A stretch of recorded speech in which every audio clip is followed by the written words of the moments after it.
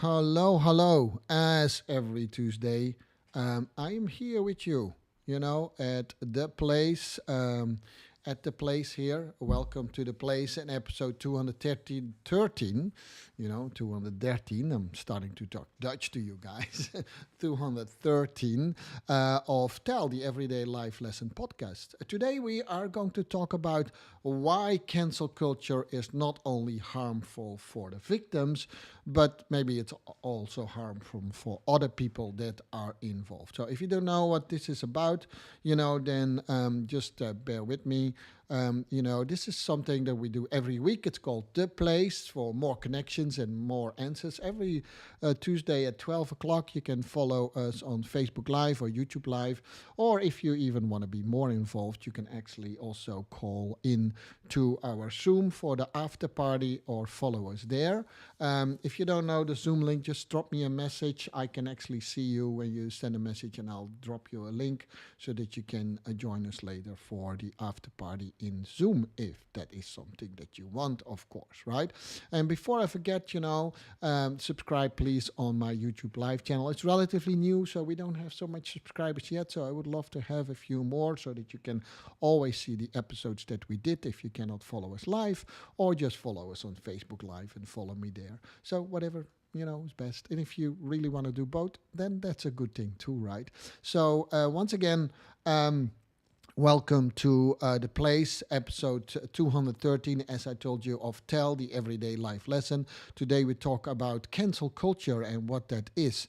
Now, I always explain a little bit, what we do is what it is, and what life energy it falls. That's what I wanted to say, right? Mainly it falls, this topic, under mental energy and creative energy.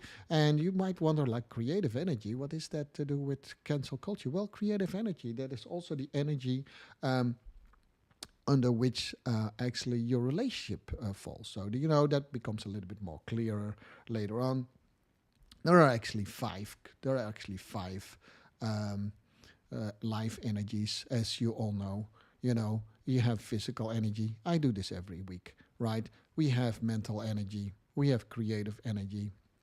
We have manifestation energy, and we have divine energy. And by the way, if you look at the episode of last week, where I talk a little bit about your overall health, I go a little bit deeper into those, five life energies. And they were first presented in my best-selling book, I must say proudly, Broken Silence. And so if you're interested in that book and in the life energies, just get a copy. Most of the proceeds actually go to a non-profit organization, so you don't only help yourself with reading the book, but also other people with that, right? Having said that, this week's topic is all about, how harmful is our cancel culture.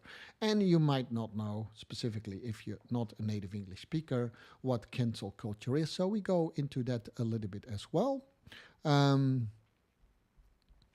Let me turn this off here. Enough commercial about my book, although, like I said, I'm pretty proud of it. So social media and the ability to call someone out for their words or behavior is a powerful thing. We do it all the time.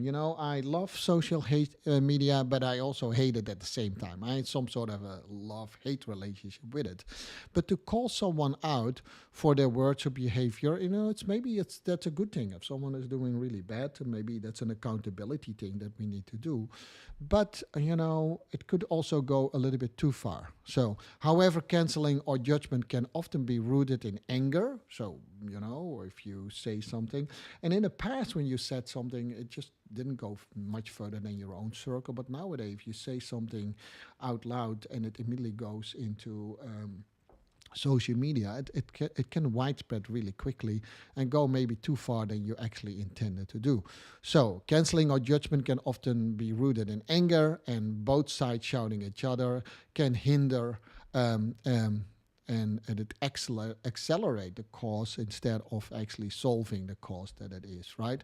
So we call that cancellation. Cancellation is more than a teaching moment, right? You could say, okay, man, someone said something that is maybe borderline racism or something against, gender inequality or whatever, popular topics we have today. So it's really good to call that person out. But it is maybe more than a teaching moment. It's a harsh punishment and maybe even public shaming. And I'm not sure if that's a good thing. I don't think we should do things like that. But that's me. It's damaging for the mental health of those who are cancelled, so someone who is the victim of cancel culture, but it is actually also harmful for the people that are actually involved with it, bystanders and other people, and we'll see that a little bit more. So let me also tell you a little bit to, full disclosure, how I actually come to all this information of my Tuesday's broadcast, The Place. It's called The Place, right? So I typically spend my Sunday afternoon and my Monday morning reading about the topic. Most of the time, I do that through the internet of some books that I am reading around the topic, and in this topic, cancel culture, there's actually a lot to read about. It started somewhere in 2019 when people started to read about, but of course, this phenomena is not new. It's just new because of the social media, and the term cancel culture is relatively new, right? It doesn't go much further back than 2019-18 when people started to use this. But the phenomena is not new, and there is a lot to read about it. So I decided to do it slightly different today and put a lot of articles together. And I took, let's say, quotes of these articles that I put in a certain order that I think makes sense to get a little bit more insight in this topic and why we have to be, according to my opinion at least, be a little bit more careful with having that type of culture and allowing that to be part of our normal day-to-day life, right? So we go a little bit into the definition of what a cancel culture is. What does it mean when we cancel someone out? The general definition of cancel culture seems to be the act of boycotting or shunning someone for something they have done or a way they have spoken that is perceived to be objectionable or controversial. Anything that we don't agree with, and so that's one opinion against the other, but often we do that, and then it's taken over by other people, and hence that person is either shamed and sometimes completely banned from a certain group, hence the word cancel, right? The act of canceling someone is often followed by the choice to stop giving support to that person. Now, we see in the news a lot of canceling lately, and it started, years back already. And I give you a few examples, but I think the most known case from recent weeks is actually Johnny Depp. Yeah, Johnny Depp years ago was accused by his partner of being physical abuse. Now everyone knows that I would be very against any kind of abuse. I actually wrote a book about it, the book that I spoke about. So, but then again, Johnny Depp comes across as a really integer and a nice man. So we don't know if we believe it or not. But actually, we should always start to believe, as I say, in a case of abuse, the perpetrator, right? But what if the perpetrator is actually not right in this case? And that's the only thing Johnny Depp asked is, can you at least hear my side of the story? Which for 2 years was denied. For 2 years, actually, his contract with Disney was cancelled. So a lot of things happened to him, and never anyone of any name, tried to hear his story. Only recently people start to hear his story. And as with all stories, there are two sides of it. So if Johnny Depp indeed, was wrong in this, I would very much be against it. But we also should give people always the chance to hear his side of the story. It's the only thing he asks, and I'm not asking you to pick sides here. I'm just saying, hey, before we start to shame and say something even as bad as a cause that I fight for a lot, which is abuse, we still need to listen to the one that is accused of doing something. Does that make sense? So that is canceling. So canceling was really Johnny Depp was, he was cancelled from several contexts. There's only actually one big name that kept supporting Johnny Depp, and that is the brand Dior, the perfume brand and the high end clothing brand. They kept placing his advertisements, but for a long time he had a hard time to get work. Disney, like I said, was cancelled. His role in the J.K. Rowling's movies were cancelled, and so on. So pretty big damage for this person's career. Now you would probably say, man, the guy is already a multimillionaire. What damage would that be for him? But his mental damage, you could actually see it is a lot. It's not about the money on that level anyhow. On a political level, some argue that cancel culture is maybe interchangeable use with censorship, right? If you make someone politically dead because, whether he's on the right side or the wrong side, you always, in a political system like we have, democracy, there needs to be room for everyone's opinion, even if we don't agree with it. By just canceling someone out, that actually is never a good thing. So even if you don't agree with something, that doesn't mean that you should not listen to that person, right? Does that make sense? That's just a principle of democracy, right? So we don't like someone saying or a position that we can by shutting them off, and we do that really quick nowadays, way quicker than I've ever seen before, and that is often rallied up by social media. So it's a pretty serious topic. Forgive me for that, but I've seen recent examples not only with Johnny Depp and celebrities, but also in my own world, the dance world, where we could arguably say there's a strong case of cancel culture. Yeah, cancel culture has a long historical roots, even before the name was there. So I give you also a couple of things that was there. We were boycotting and outing transgressions. That we didn't agree with before, for instance, and that could be a good thing, right? In the Me Too movement, right? We tried to expose people who actually, were perpetrators and abuse. But here again, I think I talked about it. I'm full support of the Me Too. Of the Me Too movement, but because I am in the same area. But then again, are we focusing so much on the perpetrators, where we maybe should focus a little bit more on the victims of the abuse as well? Right, so I think that's that. Then you have, of course, the movement of Black Lives Matters, and of course they do matter. I think it's a good movement too. But, if someone does something wrong, like a police officer or someone says something that could be perceived as racism, we should also be a little bit careful before condemning that person and destroy person's life at all, right?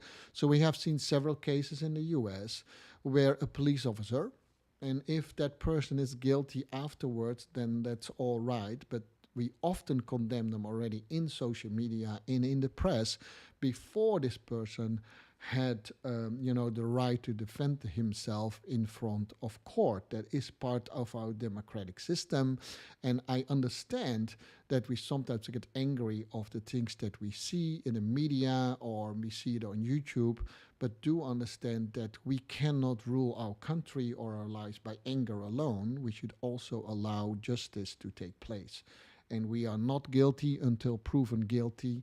So can we at least keep our judgment, at least for a moment, to ourselves, because often we don't only destroy the person's career, but also his family life, right?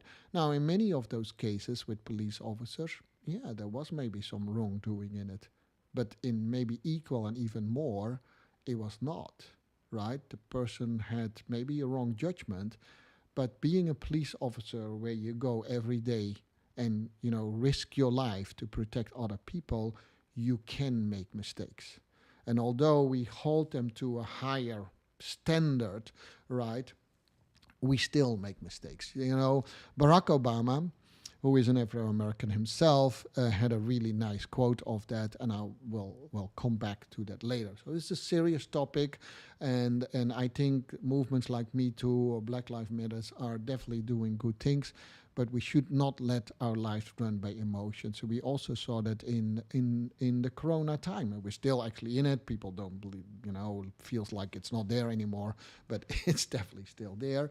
And we had very opposite views of Corona. Should we vaccinate or should we not vaccinate?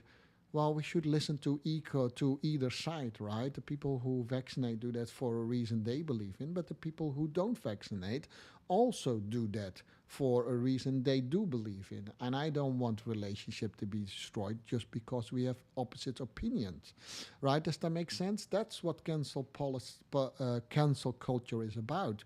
We rule people out because we have an opposite opinion. Now, everyone is entitled to draw their line, right? I try not to hang out with people who are racist.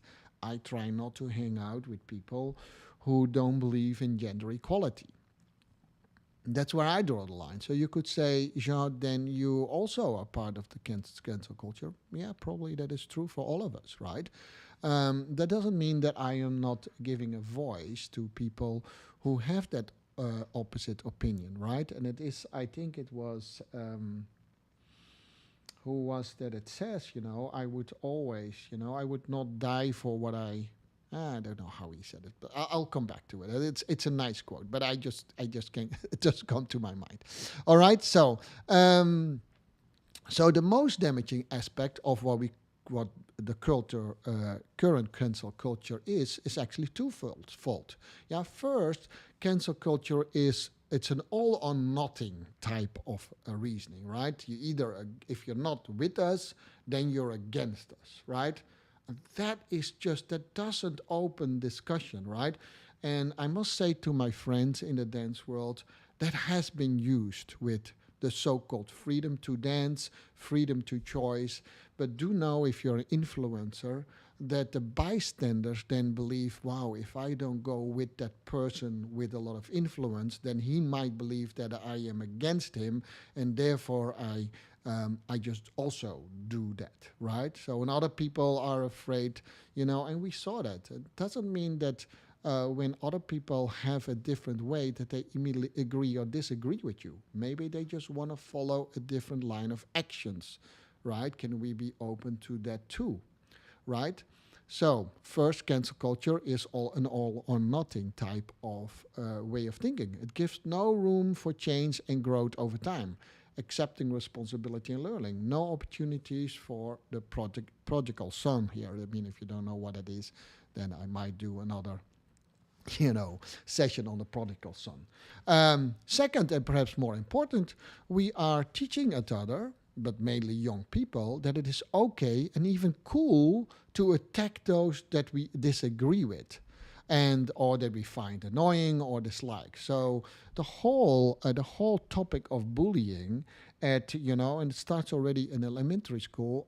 I know, when I grew up, there were bullies too. I think so, right? And I definitely remember when I was in seventh grade, in the Netherlands we would say brugklas, but in seventh grade that we bullied one girl, and unfortunately I don't even remember her name anymore. I see her face, but I know the name we use for her. So how bad can it be, right?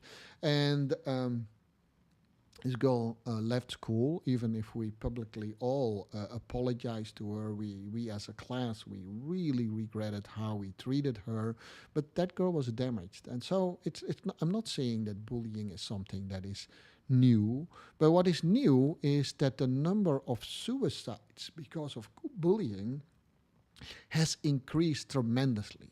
So, I'm not saying that we were better than the kids of today, but it seems that it keeps increasing and it becomes a little bit more.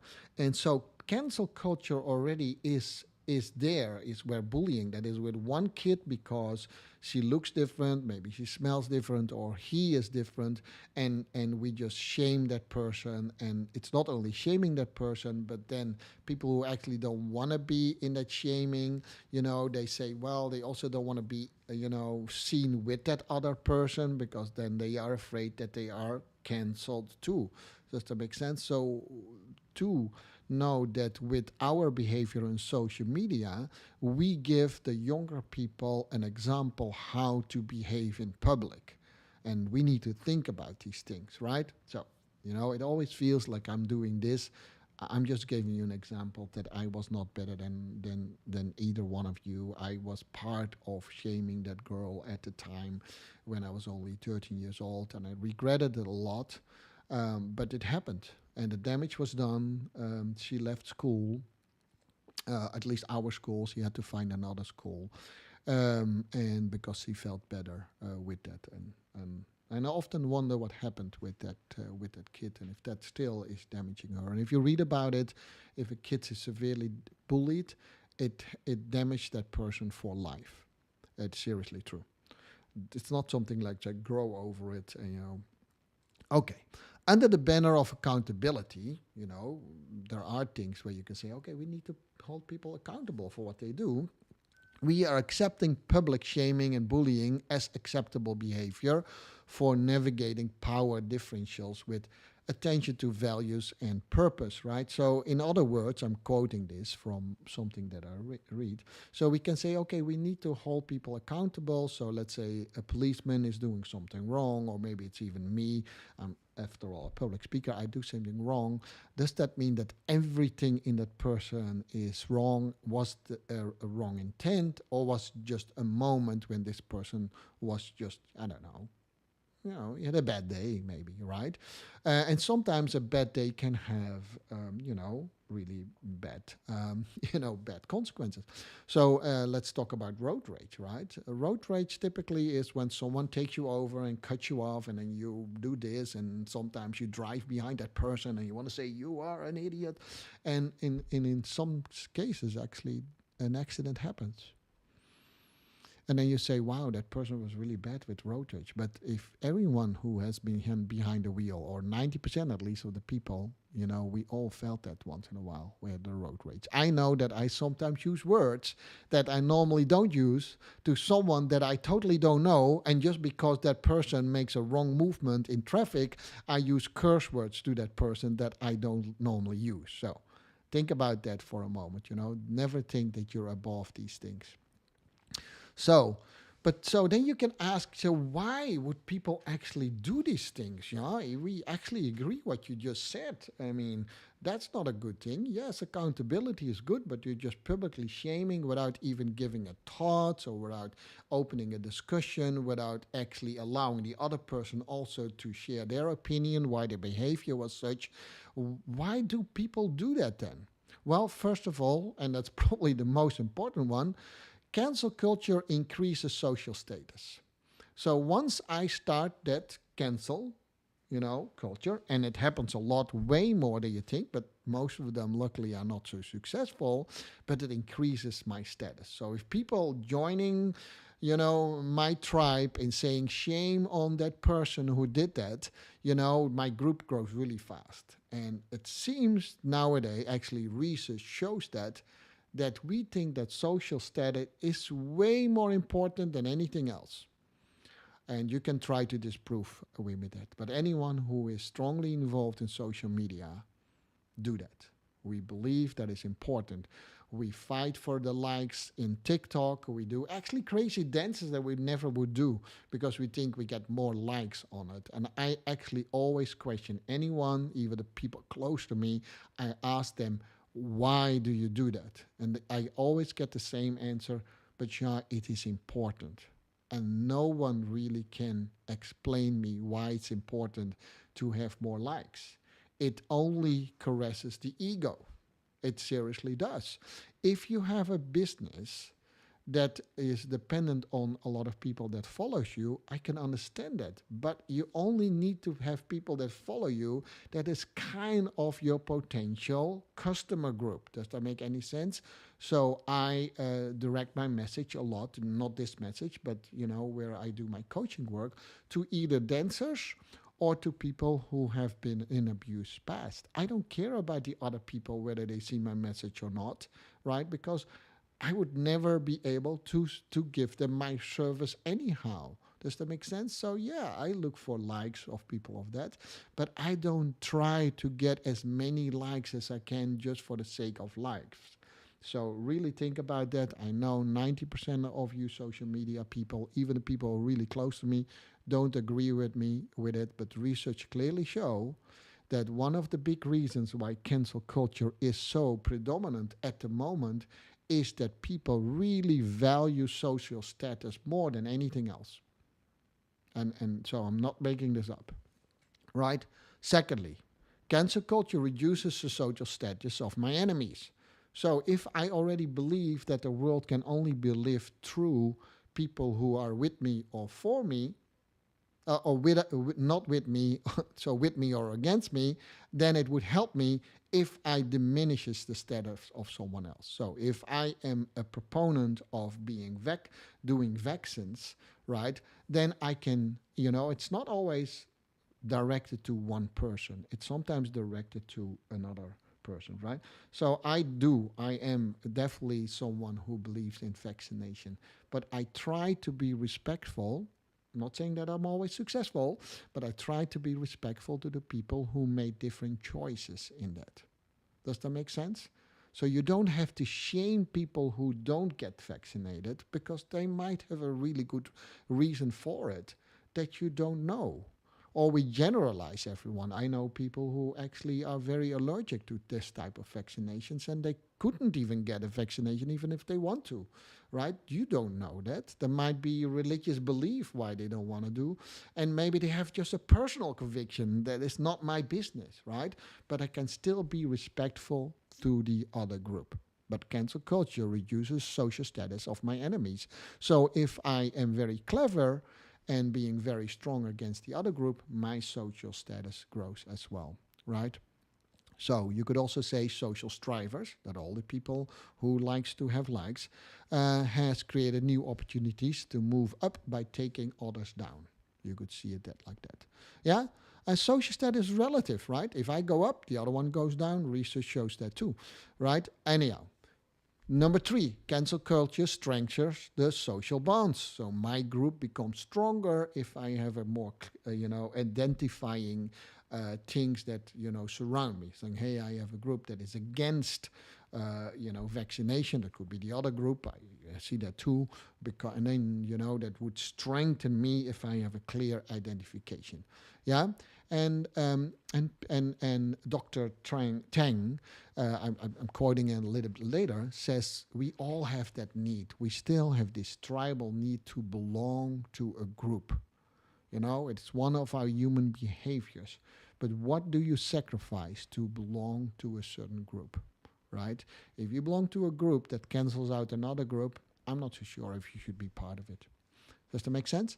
Cancel culture, number 4, forces enemies to reveal themselves. So sometimes we make it a little bit harder. And it could be a good thing. I'm not saying it's always a bad thing, right? If you are in the political arena, it is maybe good to provoke a discussion, but do the discussion respectfully and listen to other people's argument. Don't be so deep in your own trenches that you don't believe that the other one might have something valuable or truthful to say either, right? We tend to listen only to what we believe ourselves.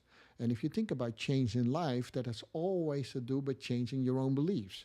So think about these things. People, quote these things, change your life and change your beliefs. But if it comes to these discussions, that's the first principle that goes out of the door because we say, hey, we don't believe you, we believe our own thing. So these things don't match up. People talk, to themselves like pretty smart, saying, hey, we need to change our habits, we need to change our beliefs. But if it comes to these discussions, we forget about these things that we said ourselves, which is growth.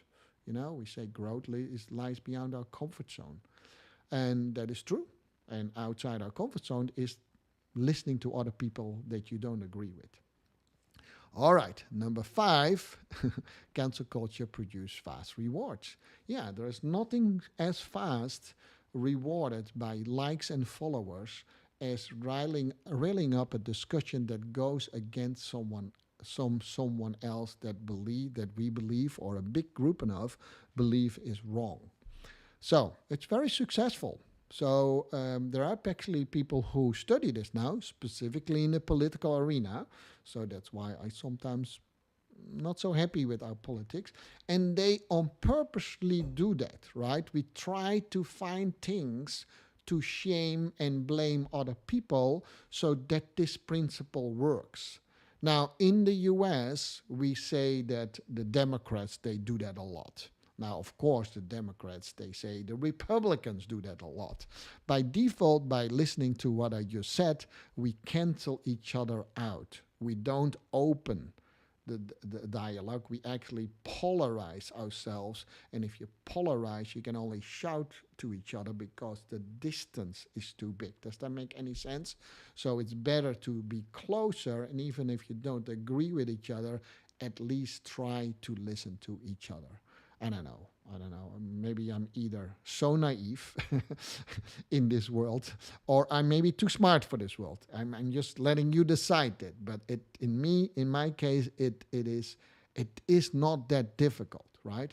Former President Obama, and don't immediately think that I'm a huge Obama fan, because I'm not. I'm just telling you the way it is. I know a lot of people outside the US think, oh, it's the greatest president we ever had. I don't know. Maybe he was. But he said a lot of good things as well, and there are a couple of things that I don't agree with. So I'm kind of in the middle with this, and with a lot of presidents, to be honest. So, but former president, Obama urged caution in using social media call out culture when speaking in 2019. So that's about 2 years ago, actually 1.5 years only. But he spoke against cancel culture really strongly, and because, and then I'm paraphrasing here, he says, it supports a very simplistic view of things, and in his case, he used the word worldview, and it promotes the idea that a person is no better than the worst choice he ever made. Now, this is, I think, Mr. President, I think that is a very deep, insightful, and simple thing. The way you said it, simple, and I use this in a positive way, right? But it supports the idea that a person is no better than the worst choice they ever made. Now, go inside yourself and measure yourself from the worst thing you do. Is that really who you are? Or is that just a mistake you made once, or maybe twice in your life, or maybe for a period in your life? So I pause here because this reflects to ourselves, and this comes back to quotes like, he is without guilt, throw the first stone. All these things, because we are no better than the other person. It is just, this person is maybe a public person, and I'm not saying some mistakes are really hard to forgive. I was abused since I was 7. I have a hard time to forgive my uncle for that. I try to do it with my Christian heart, and at times I succeed, not to forgive him for him, but more for me. But it's a hard thing to do. So there are definitely things that are really hard to forgive. I do understand that. But we're not talking about this severe type of crimes. We're talking about other things where people in the line of duty maybe draw their gun a little bit too fast. Maybe made a wrong judgment call in traffic, right? Maybe said something that could be seen as racism and said something back, bad. But doesn't make that person a racist per se. Maybe grew up in a culture where maybe homosexuality was not so normal as when I grew up in the Netherlands, and have a hard time to find their point in that. There are a lot of babies in there. President Obama said, you cannot measure someone because of his worst time. You also have to look at the whole person's life. Does that make sense? So Cancel culture demands for purity and the lack of tolerance. So that's an impossibility. That's an impossibility. That says that no one can make a mistake, right? Um, the word is so he said the world is messy. People who do really good, they also have flaws. Now, do the good things measure up against the flaws that they have? Ah, sometimes not, right? And does that make the flaws a good thing? No. We should actually hold them accountable for the flaws they have, but let's also not forget the good things that we had. I did some, open-hearted things about my dad, and I wrote about it in my book. And my dad was pretty tough on us, and more than I think is acceptable, right? So, a correctional spanking became really beating up, right? That's not a good thing. But overall, I do love my dad, and he gave us a really great upbringing. I had just to deal with the things that were not so good with it, but I would never dismiss my dad completely of the wrong things that he did. Does that make sense? Because if I look at the past, I could at least find some justification why he did that. Does that make it good what he did? Not really, right? So I have to deal with it myself. And I'm just saying that as an example where you also would like to. There are some stronger examples, and I cannot make the choice for you. Michael Jackson was incredible. He's an incredible talented musician, one of the greatest musician of all, and he was an incredible dancer, stuff like that. But he was also accused, and here is the strong word. He was also accused of being a pedophile. It has never been proven. But you can make up your own opinion. But should we then also, not play the music that he made? Now, that will be a waste. But if he's a real pedophile, I would probably have a hard time to listen. So I struggle with that sometimes, to be honest. But it is not proven. So you need to decide where you are. Most people are still okay to listen to Michael Jackson's music, but that's one thing, right? Then you have this. This goes a little bit harder to the heart for most Americans. The founding fathers of the United States, they also were slave owners, which were most people, most white people at that time. There was nothing, that was of course wrong. Slavery, totally against it. But do think that in that time that happened, and the founding fathers, among them, there were also slave owners. But does that make the Declaration of Independence, as we call it, does that make that invalid? I don't know. I don't think so, but you can have another opinion. I do know that in the state of California, you know, all the schools that were called Lincoln or Washington, Washington was one of the founding fathers, but Lincoln was a president that came later. All those people, those names of schools are not given anymore. They changed the name of the schools in California just because of the reason for what I just meant. Now, I have a strong opinion of that. I just don't want to cancel these other opinions out, because then I would do the same thing. But we cannot condemn things that happened about, years and years ago. I am just one generation later, just younger, of the people who are tremendously hurt by the neighbor country Germany. Just one generation, right? But we need to move on. And we hope that we have put all the people who did war crimes, we put them to trial. And there are probably also still people, well, maybe not so much, because they would be really old, with the same ideology as they had when World War II started, right? But most Germans don't have that anymore. We cannot keep Germany constantly accountable for what happened. Then we have to move on. And in the beginning, that's really hard. And the generation before me probably have understandable a way harder time than I have with that. But I hope that, that we can move on. Don't forget it. No one says you have to forget it. We talk about forgiving. Last Sunday, and I know I'll go a little bit over time, but this topic is very clear to dear to my heart. Last Sunday, which is only 2 days ago on Father's Day, I went to the Holocaust Museum here in Dallas, and everyone who is in the Dallas area, I can highly recommend to go there. It's tremendously well done, and it's shocking. You can't hardly believe what actually was going on in that time. And the Holocaust Museum goes mostly about canceling the Jews.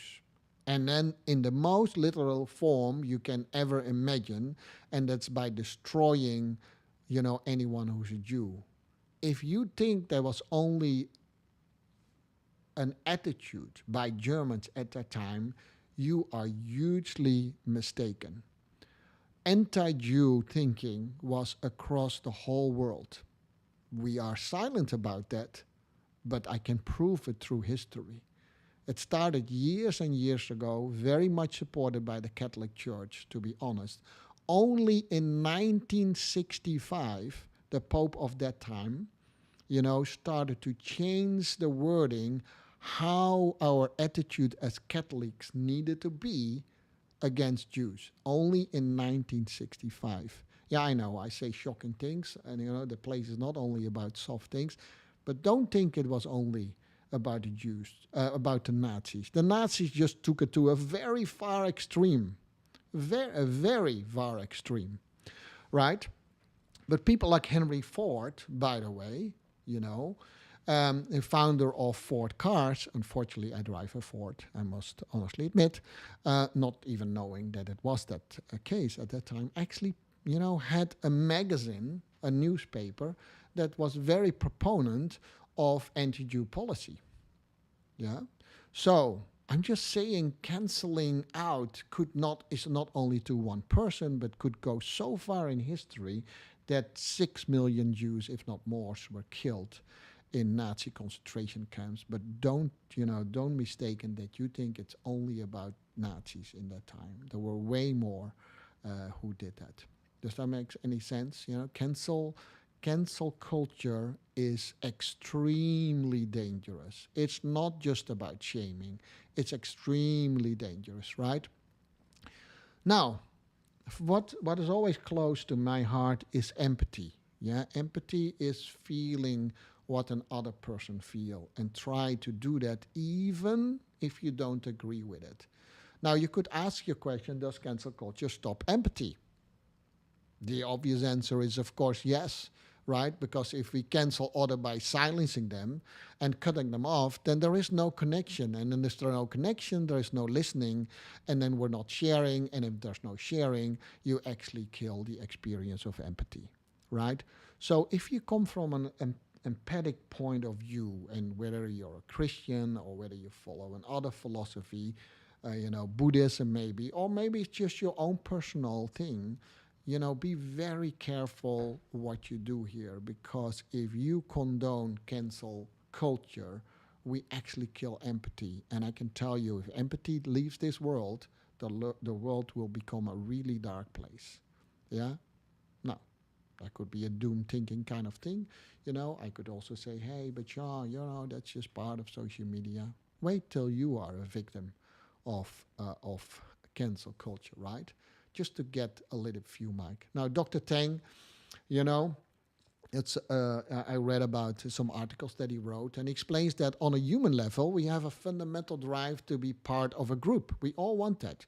We feel safer when that is. So we also feel safer in our opinion if we know that our opinion is shared by others.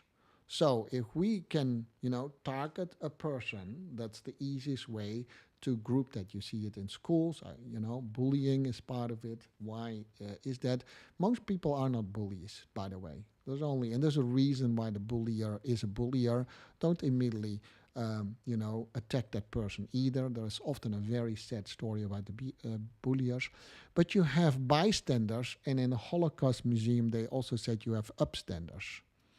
The bystanders actually are the people who don't dare to make a choice because they are afraid also to cancel. There are unfortunately not enough upstanders, people who stand up against the bullier and say, hey, You should behave differently, not to fight that person, but to understand that other person as well. So Dr. Tang explains that most of the people don't do that because we are afraid to be singled out ourselves. So in the Holocaust Museum, you could say there were a lot of bystanders. There were a lot of people actually maybe didn't know that the Jews were killed in so many ways, but they were helped a lot. There's a reason actually 3 years ago when the BBC actually produced a documentary, shocking documentary that actually more people were helping with deporting Jews and shaming them than actually they admitted after the war. But the documentary and the papers and the video, well, not the video, but the recordings were very clear. It's shocking. And it's not because those people were bad. I'm not saying that at all. But sometimes we just, get sucked into that atmosphere. We are afraid to be singled out ourselves, so we do things to belong, right? And no one wanted to belong to a group that was, discriminated so hard in that time as Jews. Very few people had the guts actually to openly help the Jews because you would know what happened. Maybe if you have your family, is that a wrong thing to do then? If you protect your family first, so don't say that everyone is clean from those kind of things. So this means that when someone has a different opinion from ours, it can make us angry and make us question our own foundations in front of the world. So then you become a little bit stronger in your opinion and start to find other groups that also are agreeing with your opinion. And if you feel that your group is bigger, the cancel culture exists. So um, okay, so let me go a little bit. Let me go a little bit to the end of things. So what can we do then instead of canceling? Right? There are good things of holding people accountable. Social media and the ability to call someone out for their words or behavior that's a powerful thing. And with power comes great responsibility. However, canceling or judgment can often be rooted in anger, and we should not do that, right? So Dr. Tangi suggests we should think before we judge. Well, that's very obvious, of course, but do we do that? And then I have a pretty big temperament. I sometimes do that too. I'm just, showing my anger way too fast, and then I regret that. But let's at least try to think before we show judgment. Because once we press the send button, in this case it's about social media, there is no taking back. Actually, actually, Facebook is actually changing their algorithm so that we can take it back, but that's a whole different thing. Instead of angry or trolling, that's another word, or accusing, we should protest, campaign, and advocate calling out. That's what we need to do. And so even if we agree with the calling out, we should still protest the calling out the way it's done. Does that make sense? Because that will drive change. In everyday life, we can either call out in private. So if you have something against someone, why don't you address that person directly, personal? Do you have at least that guts? Instead, and ask question, because maybe there is more behind the opinion of that person or the behavior of the person than you actually know. Remember my example of are you for or against vaccination? There's a lot of reasons why people do one or the other, and we need to be both respectful for both. So he says, he is Dr. Tang, he says, make active change where you have influence. So that's why I am having this. It doesn't have to be nasty or humiliating, right? You can do it in, hopefully, I did it today respectfully, saying that I am against the cancel culture. I hope I did that respectful, and I also hope that I gave you an insight that I am not free from those behaviors either. I just try to minimize them as much as possible. The cancel culture, is very linked also to mental health. Now, it's very obvious that people who are canceled out, for instance, the young kids who are bullied, it affects them for a long time, sometimes even for life. And that is also true for the people, even if there are celebrities. And let me give you a few examples. I don't know if still remember Beverly Hills 90210, and there was one major actress in there. Let me see if I can find these names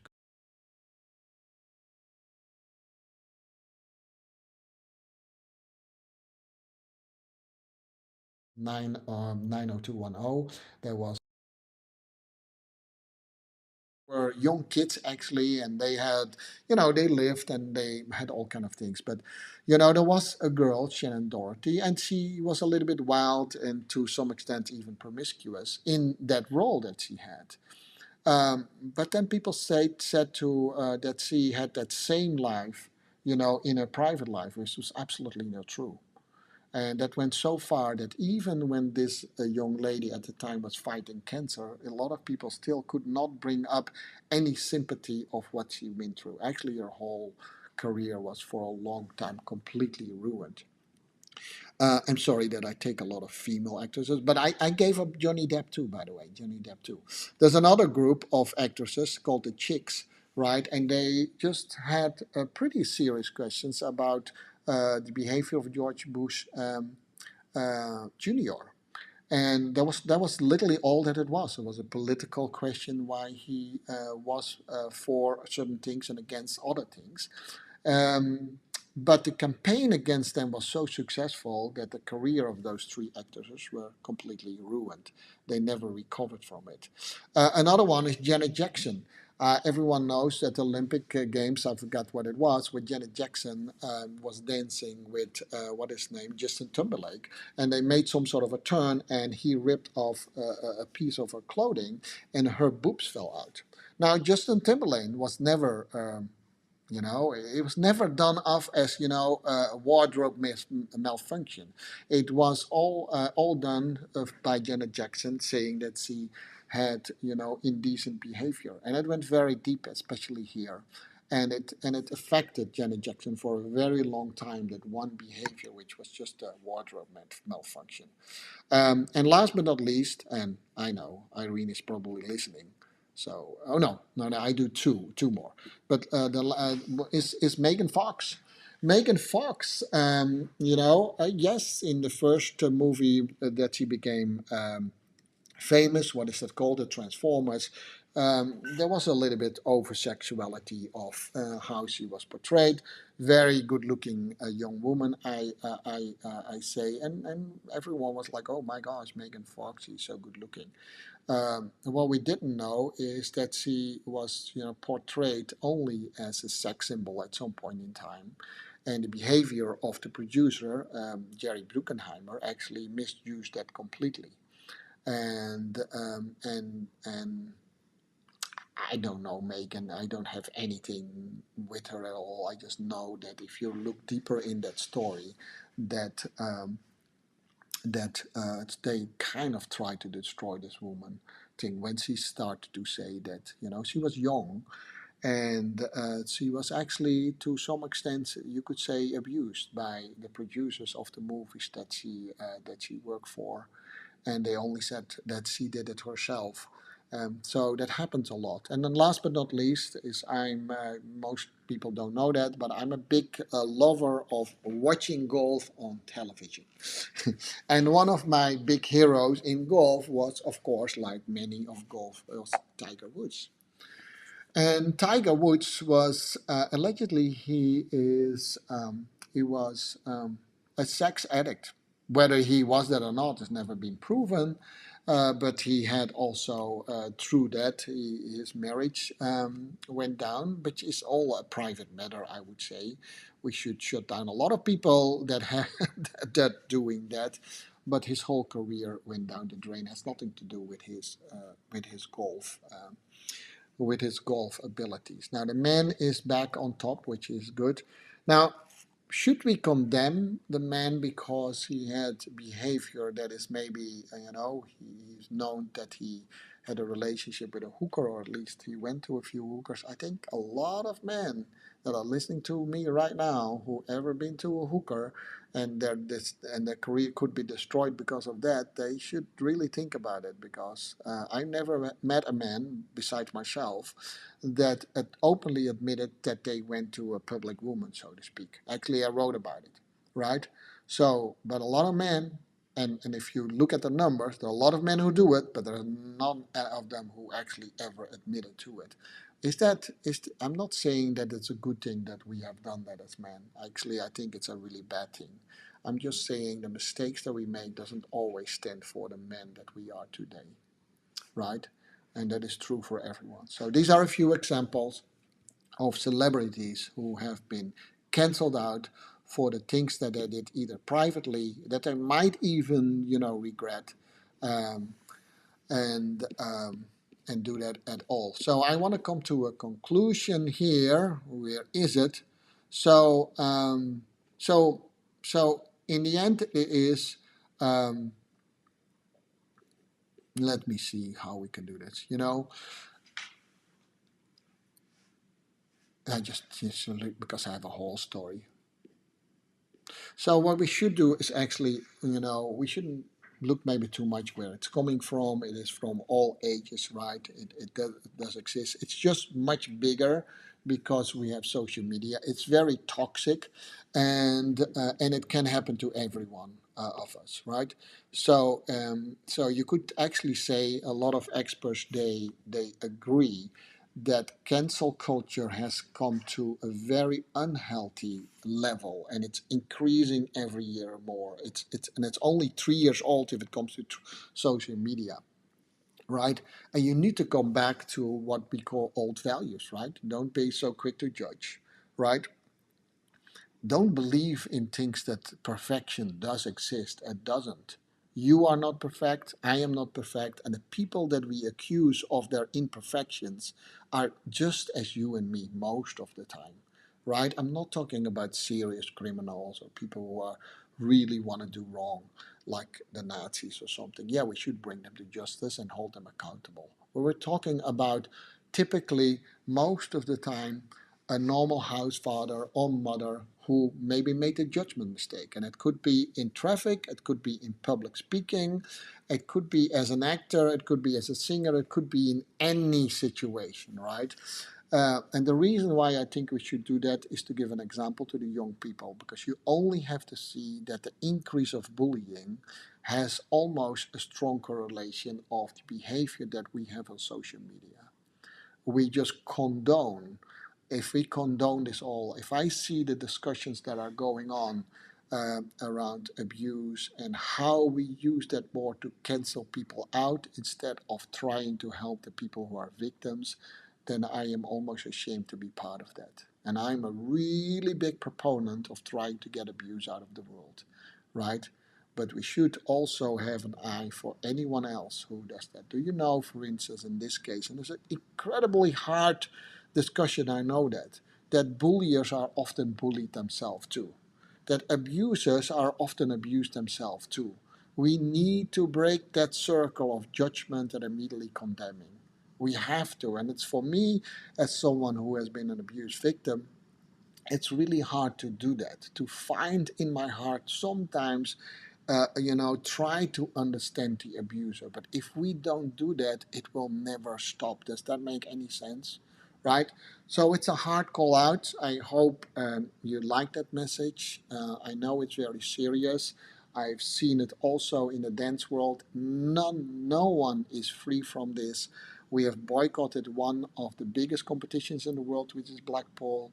Is that also cancel culture? I don't know. For a big part, I think it is. I received messages of people who wanted to go to Blackpool but didn't dare to because they were afraid that they would be boycotted. Seriously true, right? I do also understand who people who actually were part of the boycott. So I need to make my opinion of those kind of things too. But what I do see is that were there other ways to do it and try to do some dialogue around these topics too? I don't know if there were. I'm afraid they're not. But we should always try to do that, right? All right, this was shot at the place. I went a little bit long today, almost an hour, but it was a serious topic. So forgive me. Hopefully next week I have another topic. I try to make it a little bit lighter if that's okay with you, but I'm not so sure if I succeed. So don't forget, if you haven't done so already, subscribe on my YouTube channel or Facebook channel, and I hope to see you back next week.